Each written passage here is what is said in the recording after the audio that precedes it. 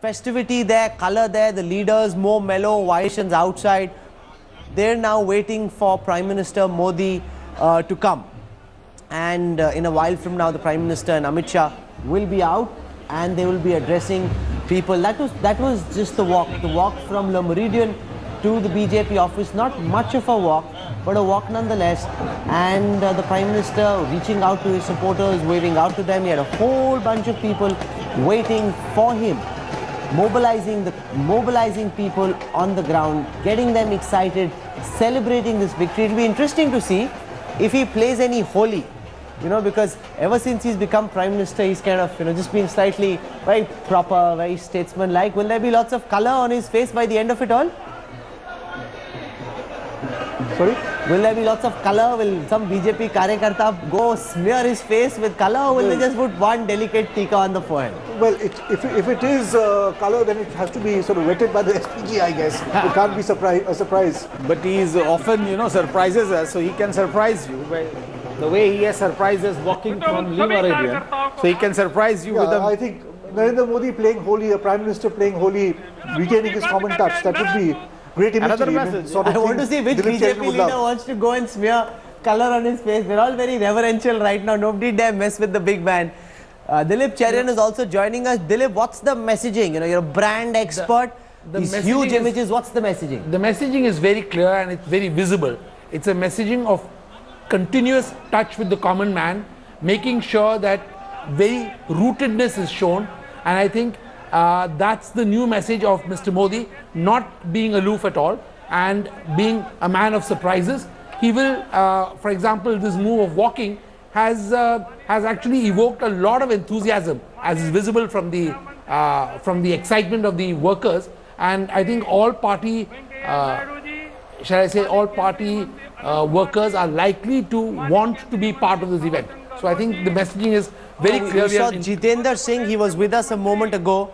He's now standing in that queue waiting to welcome the Prime Minister. As you flip through different channels, you'll realize that India today has the maximum deployment of reporters on the ground, the most number of cameras, the maximum presence, capturing the color, the festivity, coming as it does a day before Holi, just making it all that much more colorful. A victory of this nature would be huge in any case.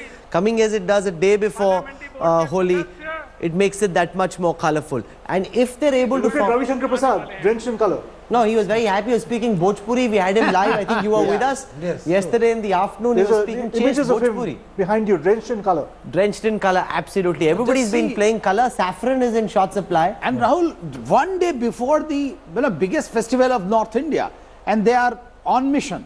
So men with mission, not man with mission, but men with mission. Men and women. Men and women.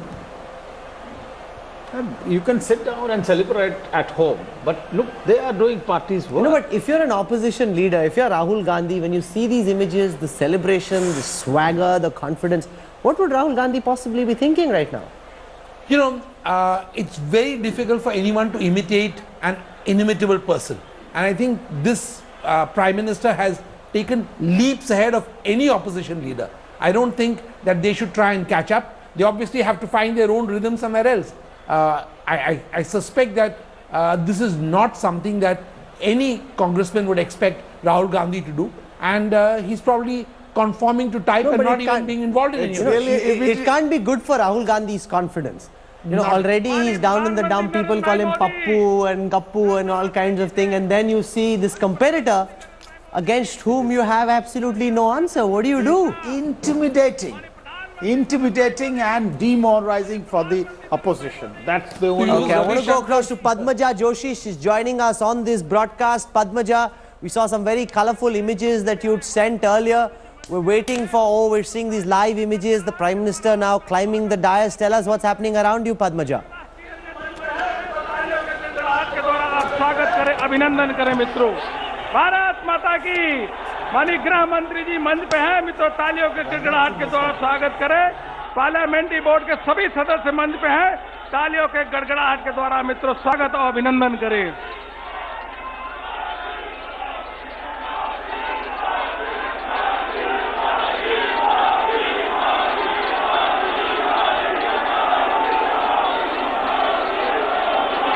मित्रों, भारत माता की। मित्रों, अब अपनी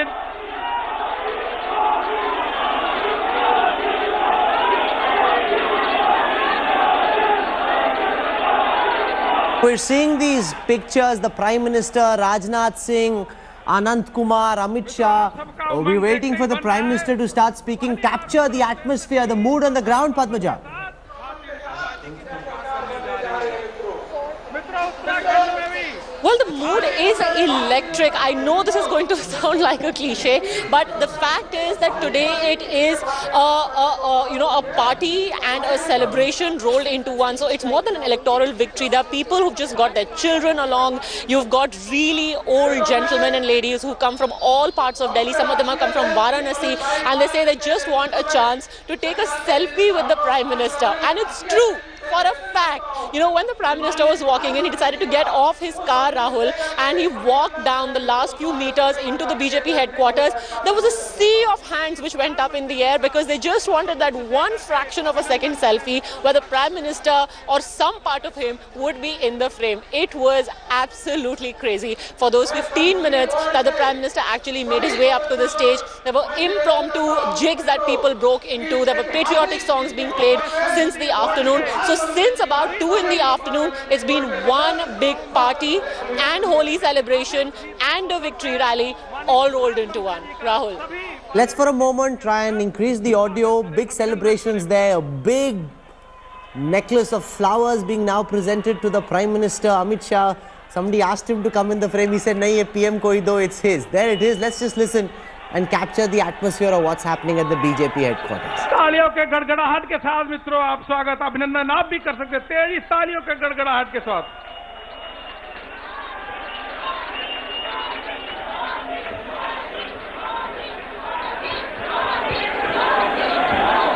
हम सबके यशस्वी अध्यक्ष माननीय अमित भाई शाह से मैं निवेदन करता हूं कि वहां कृपया आए और अपना उद्बोधन दें।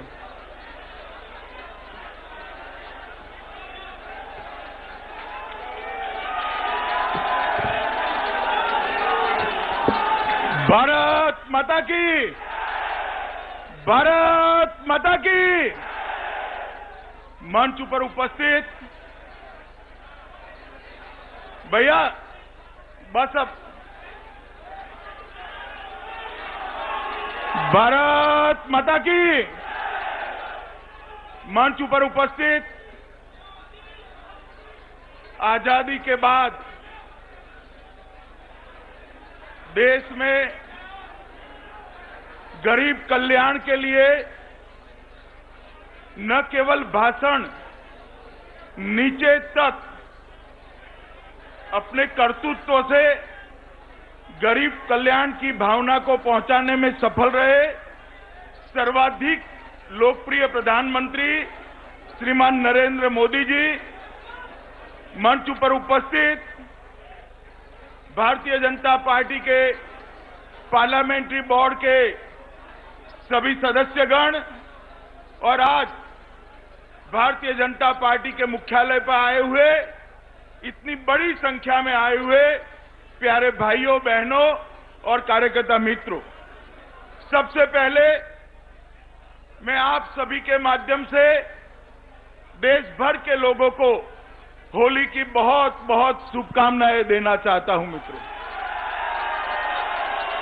और ये होली देश और भारतीय जनता पार्टी दोनों के लिए एक अनोखा रंग लेकर ये होली आई है मित्रों। अभी जो 5 राज्यों के चुनाव हुए हैं, वो 5 राज्यों में 5 राज्यों की जनता ने 2014 में जो ऐतिहासिक परिवर्तन हुआ था, इससे भी ज्यादा बढ़ चढ़कर भारतीय जनता पार्टी का समर्थन कर प्रधानमंत्री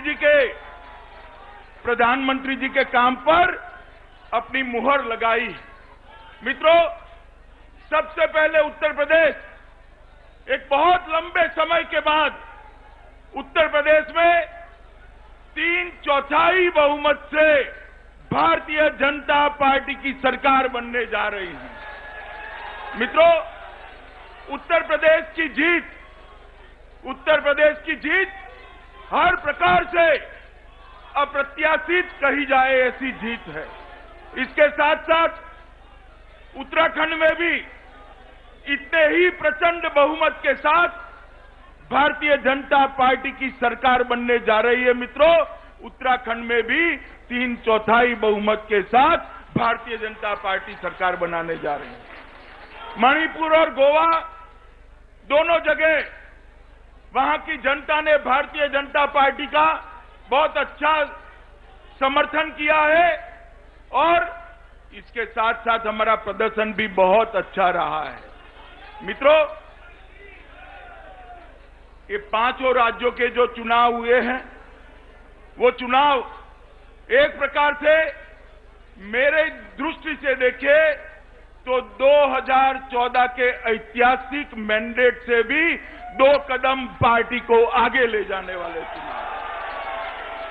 2014 में जब मोदी जी ने देश का प्रधानमंत्री के नाते नेतृत्व करना शुरू किया, उस वक्त पूरे देश में अनिश्चितताओं का माहौल था। सरकार पॉलिसी पैरालिसिस से घिरी हुई थी और हर जगह पे अनिश्चितता और आशंका का माहौल था। ये 2014 से 2017 की नरेंद्र मोदी की भारतीय जनता पार्टी की यात्रा का इतिहास देश के आजादी के इतिहास में स्वर्णिम अक्षरों से लिखा जाने वाला इतिहास है। जब प्रधानमंत्री जी को एनडीए के सारे संसद सभ्यों ने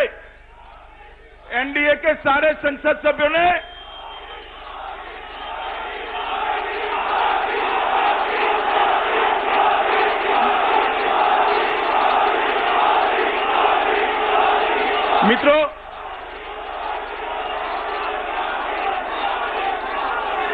प्रधानमंत्री जी को जब एनडीए के सारे संसद सभ्यों ने नेता चुना, उस वक्त संसद के भवन में प्रधानमंत्री जी ने एक ऐतिहासिक भाषण दिया था कि भारतीय जनता पार्टी की जो सरकार बनी है, वो सरकार गरीबों की सरकार है, पिछड़ों की सरकार है, दलितों की सरकार है, आदिवासी और किसानों की सरकार है। और ये भाषण आज 3 साल के बाद हम कह सकते हैं कि भाषण ये महज भाषण नहीं था, उस भाषण के पीछे प्रधानमंत्री जी का कर्तृत्व और परिश्रम मिलकर ये सरकार ने सिद्ध कर बताया है। नोटबंदी के कदम से इस देश के गरीब ने अपने आप को नरेंद्र मोदी सरकार के साथ, भाजपा सरकार के साथ जुड़ा हुआ पाया है। 4 करोड़ से ज्यादा घर में शौचालय पहुंचाना, करीब 2 करोड़ गरीब माताओं के घर में गैस का चूल्हा पहुंचाना, 16,000 गांवों में आजादी के बाद बिजली नहीं पहुंची थी, वहां बिजली पहुंचाना और जन धन अकाउंट से लैस 5 करोड़ परिवारों को जन धन अकाउंट से लैस करना। ये चारों कदम ने और सुरक्षा कवच ने नरेंद्र मोदी सरकार को इस देश के गरीबों के साथ जोड़ने का काम बहुत अच्छे तरीके से किया है। ये 5 राज्यों के चुनाव प्रचार में मैं जब घुमा, तब मैंने देखा है फटेहाल कोई वृद्ध आदमी हो, कर्ज में डूबा हुआ किसान हो, या जिसको अपने भविष्य की मालूमात नहीं है, ऐसा गरीब बच्चा हो, सबकी नजर में मैंने नरेंद्र मोदी के लिए श्रद्धा और अपनी आशाओं को जोड़ा हुआ देखा। मित्रों, मुझे कहने में कोई संकोच नहीं है कि आज आजादी के बाद सर्वाधिक लोकप्रिय होने के साथ साथ पहली बार इस 125 करोड़ के देश में किसी एक राजनीतिक नेता ने गरीबों के मन में अपने भविष्य के लिए श्रद्धा पैदा की है, और ये बहुत बड़ी बात है। मित्रों, आज जब हम मोदी जी का स्वागत करने के लिए मुख्यालय में इकट्ठा हुए हैं, तब मैं आप सबको बताना चाहता हूं मित्रों, कि जनता ने हम पर जो विश्वास रखा है, पार्टी पर जो विश्वास रखा है और विशेषकर प्रधानमंत्री श्री मोदी के नेतृत्व पर जो विश्वास रखा है, भारतीय जनता पार्टी वो विश्वास में खरा उतरेगी और जन भावनाओं के अनुरूप काम करेगी। मित्रों, हम सब देश भर के कार्यकर्ता आज नरेंद्र मोदी जी के नेतृत्व से गौरव अनुभव कर रहे हैं और साथ साथ देश के करोड़ों गरीब, करोड़ों किसान, करोड़ों मजदूर भी मोदी जी के साथ अपने आप को जोड़कर गौरव का एहसास कर रहे हैं। मित्रों, आने वाले दिनों में मैं आज कोई राजनीतिक बात करना नहीं चाहता, मगर भारतीय जनता पार्टी की जो विजय यात्रा है वो आने वाले दिनों में हिमाचल, गुजरात, कर्नाटक होते होते पश्चिम और दक्षिण के राज्य, पूर्व और दक्षिण के राज्यों में भी जाने वाली है। मित्रों, और ये भारतीय जनता पार्टी का विजय रथ 2019 के चुनाव में फिर से एक बार अभी जो बहुमत है उससे भी बहुत बड़ा मैंडेट लेकर मोदी जी के नेतृत्व में रुकेगा। मित्रों, आज आप सबके माध्यम से देश भर के करोड़ों लोग मीडिया के माध्यम से ये कार्यक्रम को देख रहे हैं। मैं मोदी जी को इतना ही कहना चाहता हूं कि मोदी जी, हम सभी कार्यकर्ताओं ने ये 5 राज्यों में जहां जहां गए, जहां जहां लोगों के बीच में गए, मिले, सबके मन में आपके लिए आपके कर्तृत्व और आपके दिल में जो गरीबों के लिए अनुकंपा है, इसके कारण एक अनन्य श्रद्धा का भाव देखा है और वो श्रद्धा देश और भारतीय जनता पार्टी के लिए बहुत बड़ी पूंजी है। मित्रों, आज भारतीय जनता पार्टी के इतिहास में एक सबसे बड़ा, राज्यों के चुनाव में सबसे बड़ा विजय भारतीय जनता पार्टी को ये 5 राज्यों की जनता ने दिया है। विशेषकर उत्तर प्रदेश और उत्तराखंड की जनता ने दिया है। हम सब साथ में मिलकर ये विजय के नायक हमारे देश के प्रधानमंत्री श्रीमान नरेंद्र मोदी का बहुत भावपूर्वक यहां पर स्वागत करने के लिए इकट्ठा हुए हैं। और मुझे मालूम है कि अभी 2 साल बाकी है, 2 साल बाकी है। 2 साल में बाकी सारा काम भी मोदी जी के नेतृत्व में समाप्त कर फिर से एक बार 2019 में बहुत बड़े बहुमत के साथ भारतीय जनता पार्टी विजयी होगी। मैं आप सबकी ओर से प्रधानमंत्री श्रीमान नरेंद्र मोदी जी को निवेदन करता हूं कि आइए 5 राज्यों की जनता और देश को संबोधित करिए। धन्यवाद।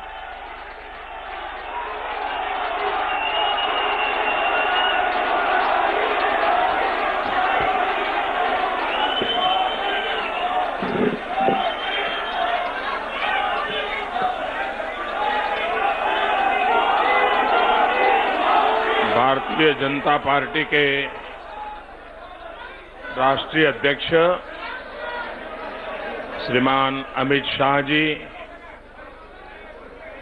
मंच पर विराजमान भारतीय जनता पार्टी के सभी वरिष्ठ साथी, कार्यकर्ता भाइयों और बहनों, आपको और देशवासियों को होली के पावन पर्व की अनेक अनेक शुभकामनाएं।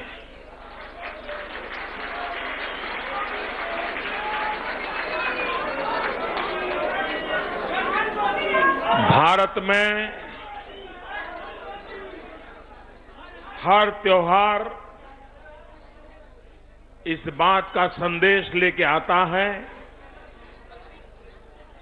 हमें बार बार स्मरण कराता है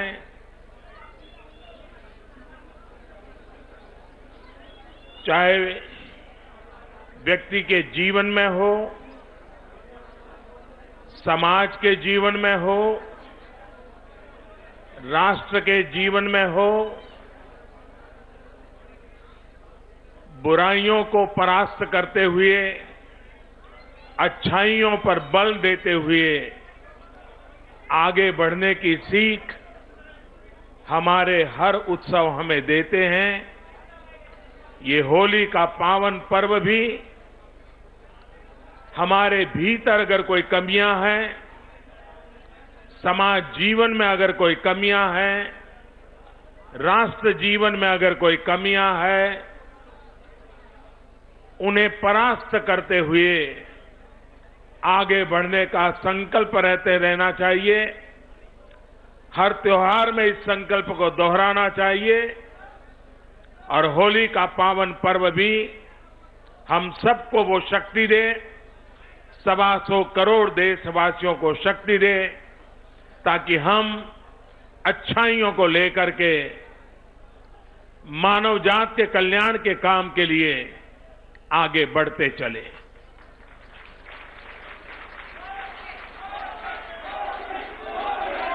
साथियों, लोकतंत्र में चुनाव सरकारें बनाने का तो काम होते ही है, लेकिन लोकतंत्र में चुनाव एक लोक शिक्षण का महापर्व होता है। लोकतंत्र के प्रति प्रतिबद्धता और अधिक गहरी होती जाए, लोकतंत्र के प्रति सामान्य मानवी का विश्वास सिर्फ मतदान तक सीमित न रहे, राष्ट्र निर्माण में उसकी भागीदारी बढ़ती चले। भारत जैसे देश के लिए बहुत आवश्यक है। जिस प्रकार से हमारे देश में मतदान का प्रतिशत बढ़ रहा है, उत्साह उमंग के साथ लोकतंत्र के इस पर्व को मनाने में राजनीतिक दलों के सिवाय भी लोग जुड़ते चले जा रहे हैं। मैं इसे लोकतंत्र की दृष्टि से एक शुभ संकेत मानता हूं। और जब कभी कभार विजय होने के अनेक कारण होते हैं, लेकिन अकल्पनीय भारी मतदान के बाद अकल्पनीय भारी विजय होता है, वो पॉलिटिकल पंडितों के लिए विचार करने के लिए मजबूर कर रहा है।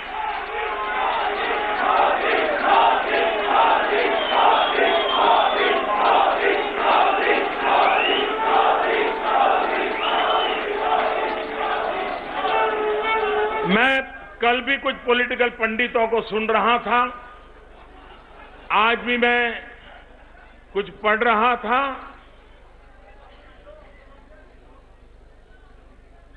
इस देश में इमोशनल इश्यूज पर, चुनावों पर वेव भी दिखाई दिए हैं, चुनाव के ऊपर उसका प्रभाव भी दिखाई दिया है। लेकिन इमोशनल इश्यूज के सिवाय विकास एक कठिन से कठिन मुद्दा होता है। चुनाव का बहुत मुश्किल मुद्दा होता है। सब राजनीतिक दल पिछले 50 साल से इन मुद्दों को लेकर के जाने से कतराते रहे हैं और कभी उपयोग भी किया है तो एक पासिंग रिमार्क के रूप में किया है।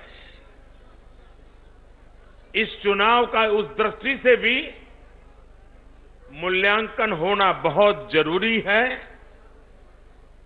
कि इमोशनल इश्यू न होने के बावजूद भी इतना भारी मतदान होना, विकास के मुद्दे पर देश का गरीब से गरीब व्यक्ति भी मतदान के लिए आगे आना, एक नए हिंदुस्तान के दर्शन हो रहे हैं मुझे।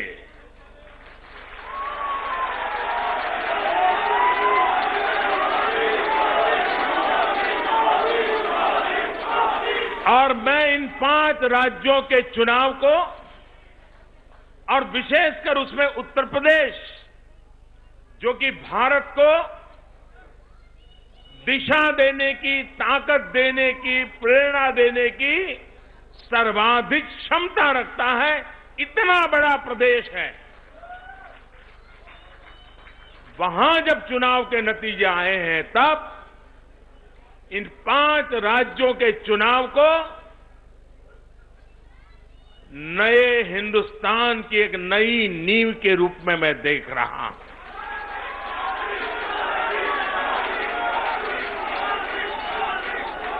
न्यू इंडिया 65% 35 साल से कम उम्र के नौजवानों के सपनों का न्यू इंडिया।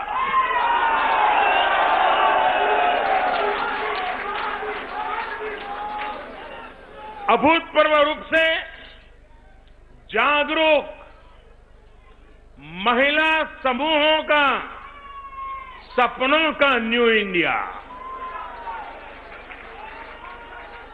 ऐसा न्यू इंडिया जो देश के गरीबों में कुछ पाने की इच्छा के बजाय कुछ करने की इच्छा के लिए, अवसर के लिए खोज, ये अपने आप में एक बहुत बड़ा बदलाव है। देश का गरीब भी आप कुछ दे दो, आप मुझे अच्छे लगोगे, इस मानसिकता को छोड़ चुका है। गरीब कहता है मैं अपने बलबूते पर आगे जाना चाहता हूं, आप मेरे लिए अवसर उपलब्ध करा दीजिए, मेहनत मैं करूंगा।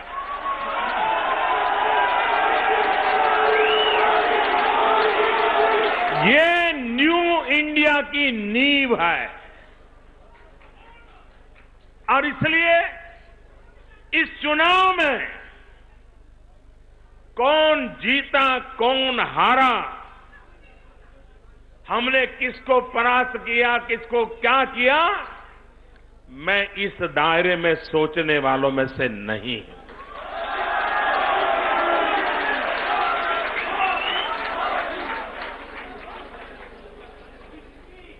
चुनाव विजय भारतीय जनता पार्टी के लिए जनता जनार्दन का एक पवित्र आदेश होता है, आदेश। और मैं आदेश पर बल देता हूं और हमें उस आदेश को पूर्ण करने के लिए ईश्वर ने हमें जितनी क्षमता दी है उसका पूरा उपयोग करते हुए निरंतर कोशिश करते रहना चाहिए ताकि हम जनता जनार्दन की आशा आकांक्षाओं को पूर्ण करने में अपने आप को करके दिखाने की दिशा में सफल पाएं।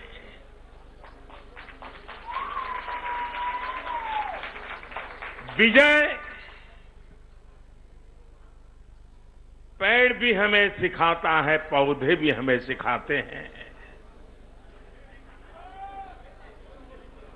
कोई भी पेड़ कितना भी ऊंचा क्यों न हो, लेकिन जैसे ही फल लगते हैं वो झुकने लग जाता है।